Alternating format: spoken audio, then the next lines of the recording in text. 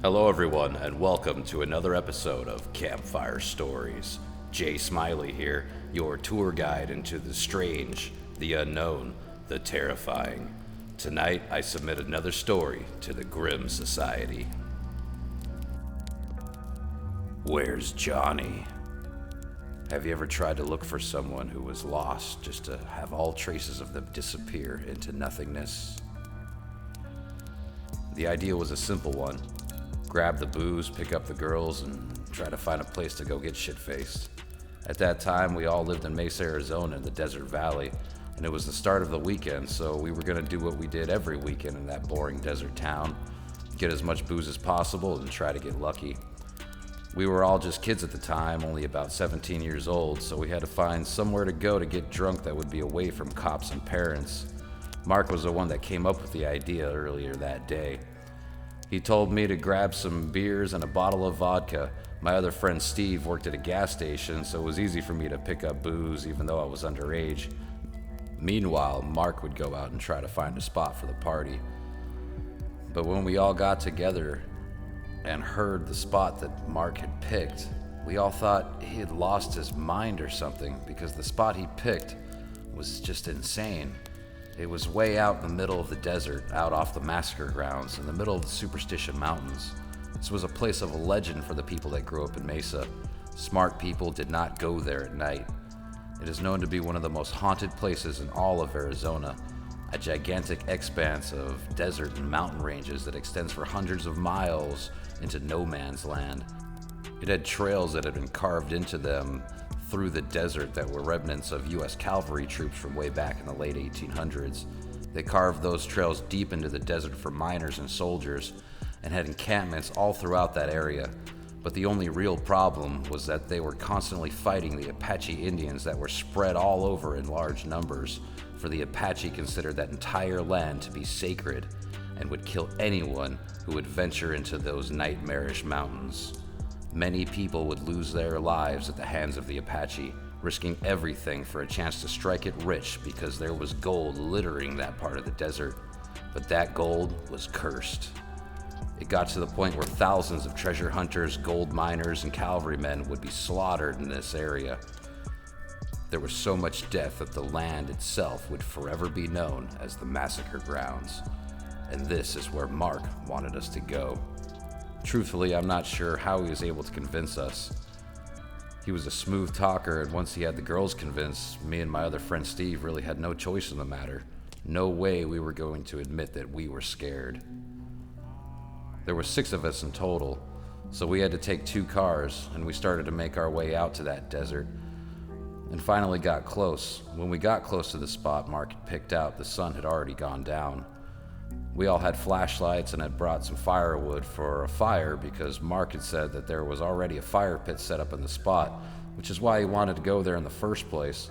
We were going to build a big bonfire, roast some marshmallows, and get drunk.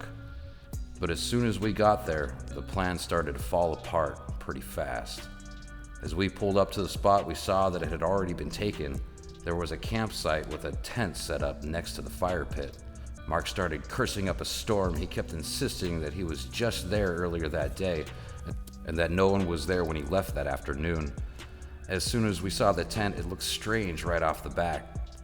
The tent flap was open and it looked old and tattered. The fire was not lit and we saw no one in the camp. It was a full moon that night, so the desert itself was lit up. We could see pretty clearly in all directions. And it was all just flat desert with small dried out desert grass that grew in patches around the rocks and cactus. But mostly, it was dirt as far as the eye could see. So it's not like there's anywhere for anyone to hide out there without us seeing them. There was no one around, no vehicle was parked there either. This made me and my friend very curious, so we got out of the car and started to investigate a little bit more. As we walked up into the camp, I clearly saw burnt wood in the fire pit. It looked like it had already been burnt out a long time ago. There were only charred pieces of ash left over. The tent itself was on a small patch of dried out desert grass that was matted down. It looked old, tattered by the sun, and it was completely covered in a thick sheet of dust. In fact, there was dust inside and outside. It was everywhere, covering everything. When we looked inside, there was an old torn-up sleeping bag with a backpack that was open and empty.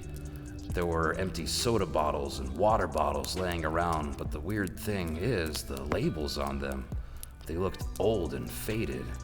Everything about this camp was strange. It was very obvious to everyone that no one had been there in a very long time. As we looked around, I saw a note that was laying on the top of the sleeping bag.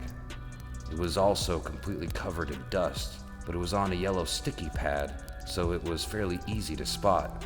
I grabbed it and blew the dust off. The ink was faded, but I could still make out what was written. It read, "Johnny, we left. We tried looking for you for days. I'm sorry, but we can't stay out here any longer. I hope you're okay." After reading this and showing the note to everyone else, I was completely convinced that no one was at this campsite and hadn't been here for a very long time. But Mark insisted that he was just out here earlier, and there was no tent there. He couldn't understand how he could have missed it. He said that he even walked around the fire pit and the entire area. We all thought that he was messing around with us, playing a prank or something, and the girls were starting to get a bit upset about the whole situation. This was not the fun-filled night that they were all promised.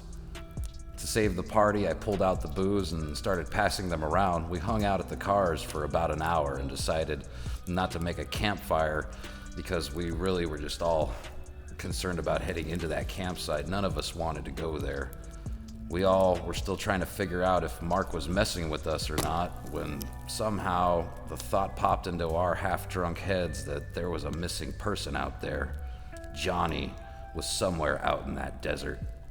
The note clearly said that whoever it was had been looking for Johnny for days and couldn't find him. So we decided we needed to go on a hike down that trail a bit and find Johnny. So we all started to go out as a group.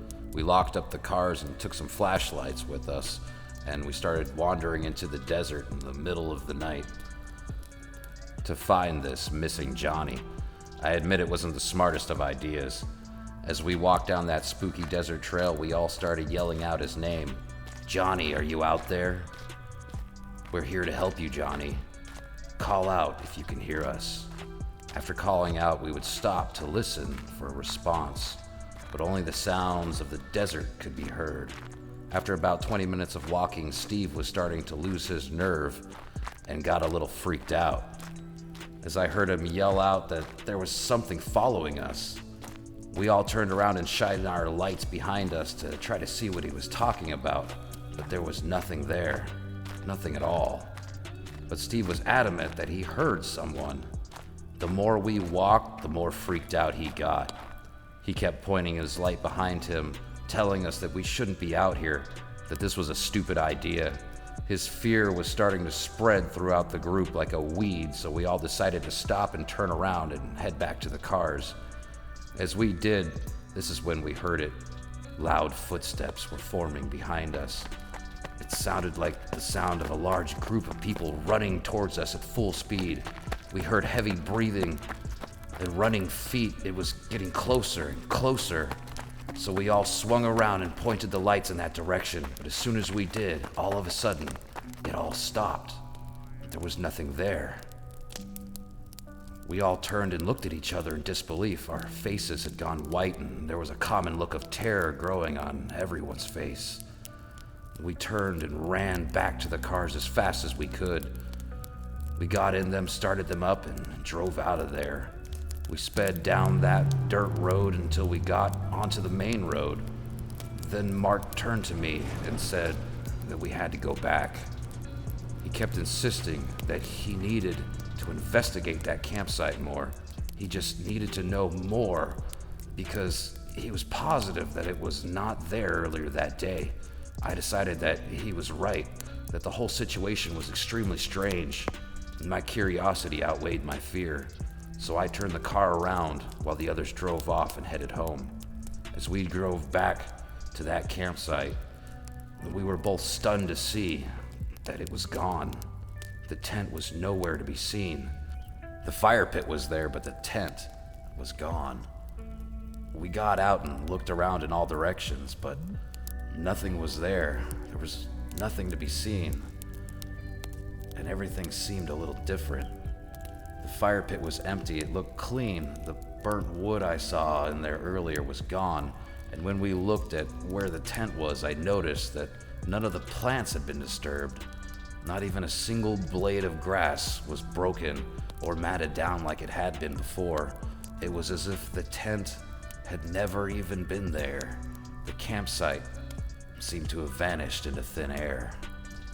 On our way home, we discussed the possibility that someone somehow deconstructed that campsite. We were only away from it for maybe 15 minutes, and it was clearly still there when we left. There was no one around, so how could someone hike down from that trail and deconstruct that campsite in that short amount of time? Why did the plants look untouched? Where did the burnt firewood go? It all didn't seem possible. Maybe it was Johnny. But if it was, why would he not ask us for help or a ride out of that area? He was obviously stuck out there. We were out in the middle of nowhere, a good 60 miles outside of town. Walking out of that desert really wasn't a possibility, especially without water. We were calling out his name, telling him we were there to help him. If it was Johnny, then Johnny didn't want to be found.